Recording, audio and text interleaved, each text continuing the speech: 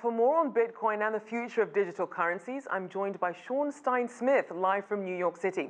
He's an assistant professor in the Business and Economics Department at the City University of New York. Welcome, Sean. Evening. Now, as we know, Bitcoin is known around the world, but a lot of people still don't understand what it is. Just in a nutshell, explain to our global audience what Bitcoin is and how it works. Sure. So I'd say probably the best analogy to understand how Bitcoin works and sort of what it is to almost imagine it like an application and a piece of code that runs on a blockchain platform to help individuals and institutions do business on a peer-to-peer basis, cutting out banks or other third parties. Now, as we look at Bitcoin's origins a decade ago, there's still a lot of mystery surrounding its creator. Why is that, and could that potentially come back to bite Bitcoin? Now, I would say that the whole mystery on the origin of Bitcoin is a part of it, right? Because the whole point and that underlying idea behind Bitcoin, at first, it was to create a totally decentralized model of how businesses and individuals could actually do business now and going forward. Now, as far as if it could damage it in the future, I am not sure how much that actually would happen, right? Because now the entire blockchain and the Bitcoin ecosystem has moved out of the fringe and into the mainstream. And as such, we've seen a lot of retail investors obviously get in on this now, which has also meant that Bitcoin has seen a lot of roller coasters from this $20,000 high. So tell us a bit about what's causing the volatility, and is that something now that's just going to be par for the course for Bitcoin?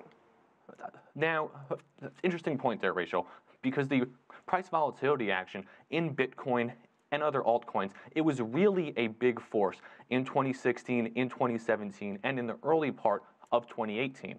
And obviously, there is always going to be price volatility in a new asset class. But in the last quarter and in October, to highlight it really, Bitcoin actually has held its price better than equity shares of Amazon and of Netflix. Now, it's interesting because even with that relative stability, we know that Bitcoin is still a very tough sell for consumers. You know that not a lot of stores or brick and mortar stores that people go to accept it. How do they change that dynamic? Now, the whole adoption of Bitcoin for payment purposes, both by merchants and by consumers, is really a part A and a part B conversation. Part A is that the merchants have to be informed and educated of some of the upsides of taking Bitcoin or the cryptocurrencies for payment. Mainly that it actually gets the funds into their business instantaneously. And that on top of that instantaneous fund transfer, those fees that are currently paid to third parties aren't paid going forward. Now, on a consumer side, on an individual side, I would really stress the importance of educating consumers as to what Bitcoin is, how it works, and then how to actually use it.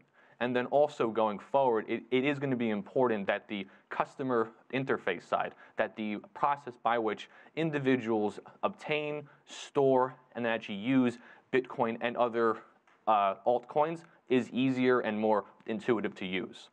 Now, it's interesting because you have a lot of these cryptocurrencies popping up, or digital currencies. When you have so many of them, does that help or perhaps hurt the legitimacy of Bitcoin? Now, there are over 2,500 currencies out there. Bitcoin, altcoins, all the rest. But even with all of those coins out there, Bitcoin is still worth over half of the overall market cap of the whole cryptocurrency area. So there are hundreds and thousands of coins out there, but as far as it damaging the image of Bitcoin or other more mainstream cryptocurrencies, I personally don't see that going forward. Now, you also have countries like Venezuela creating their own digital currencies, trying to tackle the depreciation of their own currencies. You also have, as we mentioned, other cryptocurrencies coming into the fray. Where do you see the next decade heading? Now, going forward, it's a bit uncertain to actually forecast where the whole cryptocurrency area is going to end up, right? Because on one hand, there has been a lot of investment and activity, both on the individual side and on the institutional side.